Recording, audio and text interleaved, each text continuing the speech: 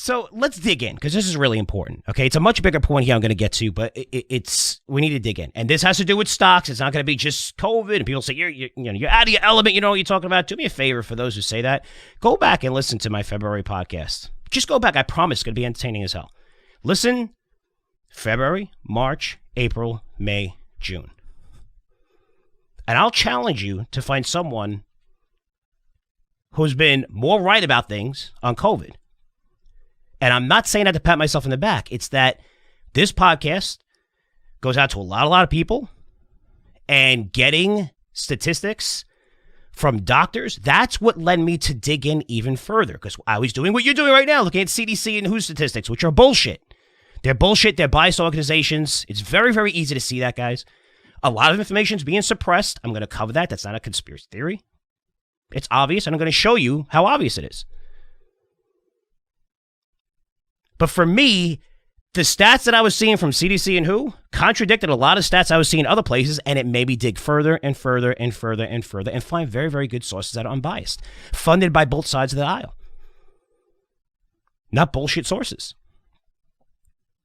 So that's when I started digging in. If you listen to those few months, and listen, again, I'm not patting myself on the back. It's just when you have access to the right information, the right resources, and for me, that was the biggest story since I've been alive, of how people are dying of COVID, and we're getting bullshit information from the leaders who we chose to be honest with us. And I get the political landscape and how people are pissed off on this side, people are pissed off on this side. You're going to disagree no matter what. We're talking about people's lives here. These are lives. These are people that are dying. We're talking about children, the effects of children not going to school based on statistics. So you need to have the right information in front of you. But I get it. Because, unfortunately, maybe for those 3, 4, 5, the 3 emails I read, but there's probably about 15 that came in of negative emails about COVID and bullshit and all this, I'm not going to change your mind. Right? Regardless of the facts that I throw in, I'm not going to change your mind. And unfortunately, your thoughts and many, many, many people's thoughts are based on the political party you belong to. But for me, there's no bias. I don't give a shit. I mean, it's only facts and numbers. I have kids. I want the best for my kids. I don't give a shit about being Republican or Democrat. I give a shit about a politician giving me health advice without having facts. But let's start with digging in some of this research. Well, the Delta version of the virus. And emails coming in. Hey, can't find any data to support that this strain is milder than the original. Well, let's dig in a little bit. I mean, look at the number of infections based on the Institute for Health Metrics and Evaluation. I'm going to throw sources out there, guys. A lot of you guys quote the sources. I'm going to quote sources for you. Okay, Health Metrics Evaluation. Very popular site, unbiased, which has ties to both organizations. People say, well, Trump was funding this. Well, CDC is funding it. The WHO is funding it as well. Bill and Melinda Gates Foundation is funding. So both sides of the aisle are funding. These guys do a great job. So when I look at the death rate, and let's see over here, because I want to try to bring this up on my screen if you're watching on our YouTube channel, because this is important. And there's several sites also that you'll find this on. So let me go into it. World death rate. There it is. Projections, and getting into it a little bit here. So when I look at the IHME site, and you're looking at these COVID statistics of, is this strand worse than the previous strand? And I was saying, no, it's not. It absolutely isn't. It's not it's more contagious, but it's not. People are like, where are you getting your information from? Well, when you look on this site, again, IHME, 345 people per day are dying from COVID. 345 people per day. Now, when you look at this number, you can go back, because this number is lower, over the past 3 months, that's when Delta's really been spreading into the U.S., than any other time since we've been tracking COVID in the U.S. since March 2020. So we're looking at 18 months, from March 2020 through May 2021, that this number of deaths, which is very, very difficult to find, which is interesting. You have to backdoor some of this stuff where you look at weekly data or daily data, and then you go back where it should be very, very easy on a simple Google search to see how many people died from COVID in 2021. Yet the top 30 searches are not going to give you that. You have to dig a little further. Pretty interesting. That's an important number. Yet, if you look at hospital, that's what comes up when hospitalization rates come up because they're at record highs. It's scaring the shit out of people. Of course that comes up. Of course. This number didn't really come up. But when it comes to the death rate, which I think many of us could agree, I mean, we're looking at the most important statistic of how many people are dying. That's the most important thing by far. So here, just bring it up on the site when you look at they have cumulative deaths in the U.S., and then they break it down by day, daily deaths. And when you look at daily deaths, the last available data is July 29th, is 300, 42, 45 net range. And you notice that this number is incredibly low compared to any other time, going back.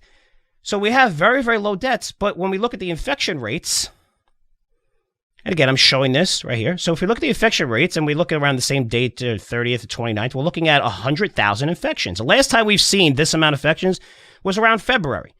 So if we go back from February and look what happened when we saw the same amount of infections when Delta wasn't around in February. We're going to talk about Delta.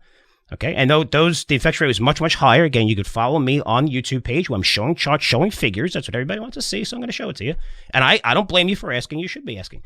But even going back to February, when we look at this data, and we go back to February, there's 2,100 deaths per day back then. Over 2,000. No matter what part you go in February, well over 2,000. Again, only 345. So, what could you take from that?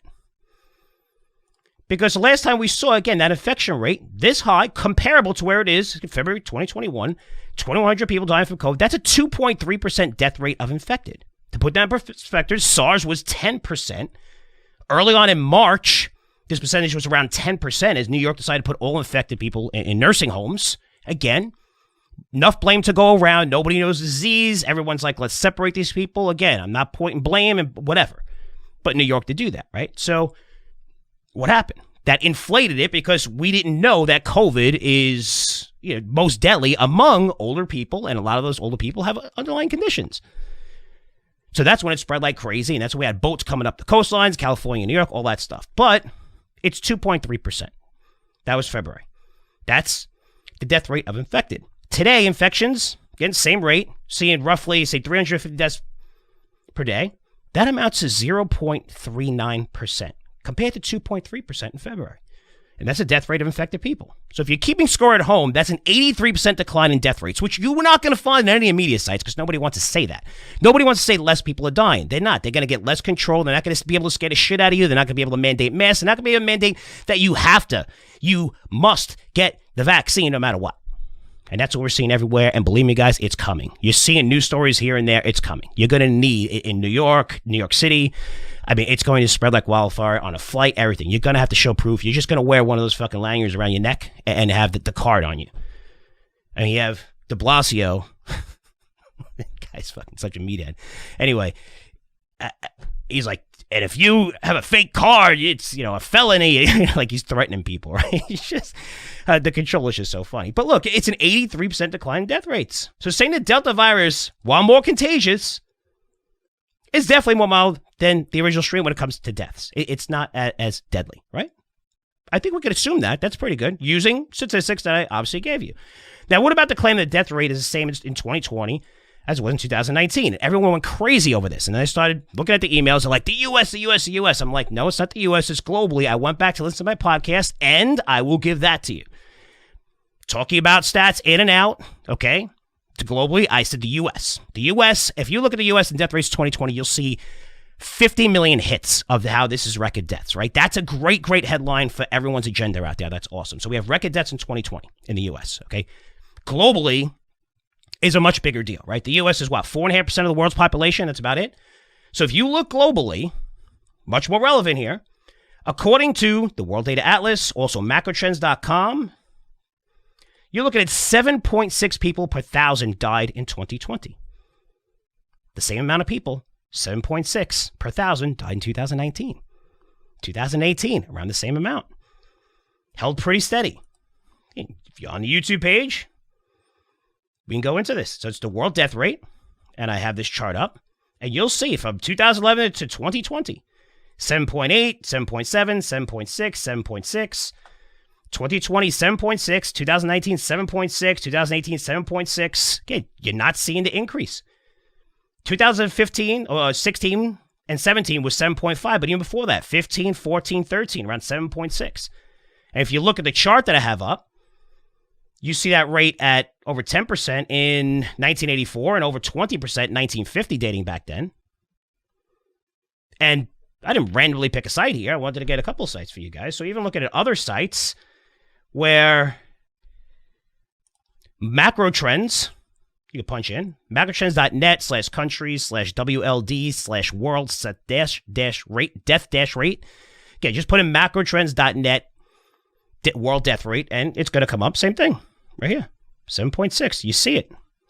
And they have this data as well. So it's a little bit higher, 7.65, 645. Okay.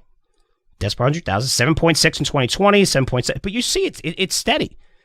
And when you see that, and you see that number, people are like, they're crazy, we're getting more deaths than ever. In the U.S., yes, we saw a massive increase in deaths from like the last week in November through December. And I want to say it's more than like almost any other month of COVID, right? December, because they were coming in not too hot, and then they came in really hot, and that's what set the record. And again, that's everywhere to see. So I get it. Emails coming in, Frank, you're wrong, this is bullshit. You look global. Again, 4.5% of the population is the U.S. 4.5%. I'm shouting thousands of statistics every single podcast. So I want you to be my eyes and ears, because there will be something that I mess up. But the fact doesn't matter that if you're looking at the world with COVID in 2020, the same amount of people, roughly, died then in 2019 and 2018. And a lot of people would not think that. And I don't blame you for not thinking that. It's just crazy. But when you think about it, it does make a lot of sense. Because you're looking at the statistics, 80% of COVID deaths have come from people over 65. And 95% of all those deaths have come from people over 50. But if you're looking at those people over 65, a lot of them had underlying conditions already. They were in a danger zone. And let's say in 2020, you're terminally ill. And again, we're talking about deaths here, so I want to, it's easy to say, oh, well, only this matter. Listen, people are dying, and I know that as fucking crazy and angry as it makes me that you're not allowed to see your loved ones or say goodbye to them with fear of COVID and spreading is just insane when you look at the statistics. And I feel terrible, absolutely terrible. Just heard of another person, of a very close friend that died from COVID, but you can't go in and see them die? Like, it's a dad? Really? The kids can't go in there? Holy shit. I mean, so, you want to put in perspective, but we're talking about statistics. It's important that you understand. But say in 2020, you're terminally ill. Cancer, Alzheimer's, whatever. If those people got COVID and died, their label is dying from COVID. That's what the label was, even though they were going to likely die over the next, 6-9 months, whatever it is. And since many of these people are terminally ill, most are in hospitals under some kind of care. You're there for months. I'm telling you, I went through this with my mom, being 4 months in the ICU. And she got infected with certain things. It's incredible. I mean, she was getting infected. Thank God she got out. January 2020 was when she got out. And then February, we saw all this stuff explode. But a lot of people in these hospitals, nursing homes, they got COVID. A lot of these people died. But it does make sense. I mean, when people are home, they're not dying from car accidents. They're not dying, workplace or whatever, and they're mining it, whatever. Many have died from being forced to put off surgeries or get treatments at hospitals from COVID, where they delay them. But taking all that into effect, the same amount of people in the world died in 2020, roughly, as in the previous years, dating back almost all the way to 2011. And a lot of people wouldn't know that. I've gotten emails saying, Frank, COVID is not the flu. It's not the flu, but it's very, very similar. Are you kidding me? You don't see the similarities? How come nobody really talks about the similarities? I've gotten COVID, and it's a little bit worse than a flu. For me, for someone under 50, barely, under 50, getting up there, counting the months until I get to 50. No underlying conditions. I'm pretty good. I got COVID, and it was a little bit worse than the flu. My whole family got it, a little bit worse than the flu. That's what it is for the majority of people. Some people, it's not. It's really bad. For the majority of people, it's like it. And comparing flu stats, like, Frank, more people died from the flu than COVID. I never said that. What I said is when it comes to kids. I mean, you're looking at kids here. That's a big, big story. I mean, you look at 2021, 349 kids under 17 died from COVID. There are close to 75 million kids in the U.S. who are under the age of 17. That amounts to 0.0005%. And if you want to put the 345 deaths in perspective, 4,000 kids die from car accidents every year. 1,000 kids die from drowning every year. So not only we're forcing mask wearing, closing schools, I mean, maybe we should ban pools in the U.S. so kids don't drown. Since more kids, almost 3 times the amount of kids are dying from, who are under age 17, are dying from drowning than COVID. But even looking at the flu and things like, I mean, you look at 32 to 35 million people get the flu every year. Okay? 2016 to 17 is 29 million. 17 to 18, 45 million. 18 to 19, 36 million. 19 to 20, 38 million. You know how many people got the flu in 2021? 0.0015 million people got the flu, right? It's pretty weird. So 99% decline in the flu rate. But you know how many people got COVID? Around the same amount, 32, 33 million. Very, very interesting there. Now, what happens with the flu? Well, the flu, you need a shot. You need a shot every year. There's different strands, even though I think it's around 25 to 50% of the strands that are covered when you get the flu shot. And a lot of people still get the flu, again, if it's a different strand, whatever. But you're going to need a flu shot every single year. Well, pretty interesting. We were told, hey, you get the vaccine, you're fine. 2 shots, you're good. Now, booster shots. They're going to require you that you get a booster shot every year. Similar to the flu, isn't it? Now, I can't bring up this conversation with people. I can't talk to people about this. Like, those aren't pretty cool statistics to mention to people. I don't care what side of the aisle you're on or whatever. Those are interesting statistics. Yet, if I post this stuff on social media, it's gone. My account probably gets suspended. I'm not allowed to say shit like this. I can't report facts like this. Again, getting back to the kids. Emails, just, I can't tell you how many emails came, even this week and past. About COVID, very harmful to kids, very harmful to kids. It's 100% false. And I hope the people emailing, if you don't have kids, that's pretty fucked up because you know this for a fact because you're living it in real time. You've seen your kids go to school. You're seeing, well, hey, they're 13, 14, one of the kids had COVID, but there's no outbreak. How come? Why aren't they giving it to each other like crazy? How come you're not seeing outbreaks in these schools? Wow. My kid got COVID. Oh, my God, I'm worried. I was worried my kids got it, and they got over it in like 2-3 days. Again, very, very few kids die from COVID. 349 kids in 2021, and that's way, way too many. But, to close the schools, to lock down everything, it's insane. But you know a lot of these facts if you had kids, instead of relying on your local politician or favorite media channel for references.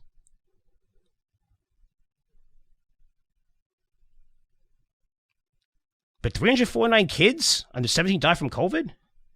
What is that? Compares to 480,000 people over 65 who died from COVID?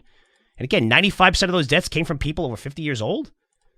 When it comes to children, the flu is much, much more deadly than COVID. And that's even from the bullshit CDC website. And you had the director from the CDC get on TV and lie about that statistic, even though it's on their website showing that. That's an absolute fact. Again, all of you who wrote in, really, basically, I want to say 90% of you were reporting CDC stats. CDC stats. And you could say, well, Frank, it's different. No. Again, listen to my podcast when I was covering this. When it comes to children, the flu is much more deadly than COVID, and it's not even right now, but,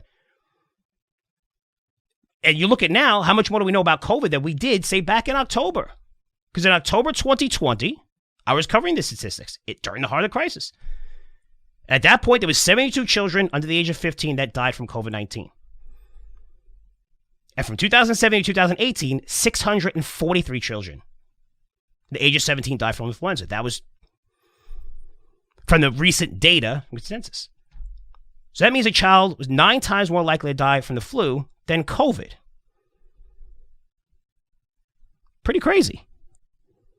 And this is when people started getting vaccinated. But again, statistics nobody cares about. And I don't want to bore you to death with statistics. I'm getting to a much, much bigger point here. So keep me on, even if you hate my guts right now. Trust me. It will result in you making money for you and your family. So be like, even if you don't like it, say, I'm going to listen to this asshole for a little bit longer, and I'm going to see how he could make me money. I'll explain it to you.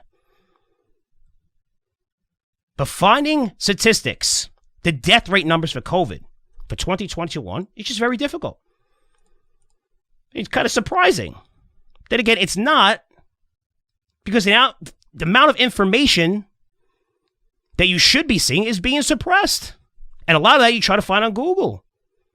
Like, why is that data so difficult to find? Deaths from COVID in 2021 for the U.S. and the world? I mean, you should get the first 10 hits on that. It's not. You have to dig like 3 or 4 pages in to try to find this. Instead, they direct you to hospitalization rates, which, of course, is soaring off the lows, and how Delta's spreading like crazy. And that's what people say, I haven't seen any research on this. Well, this is why.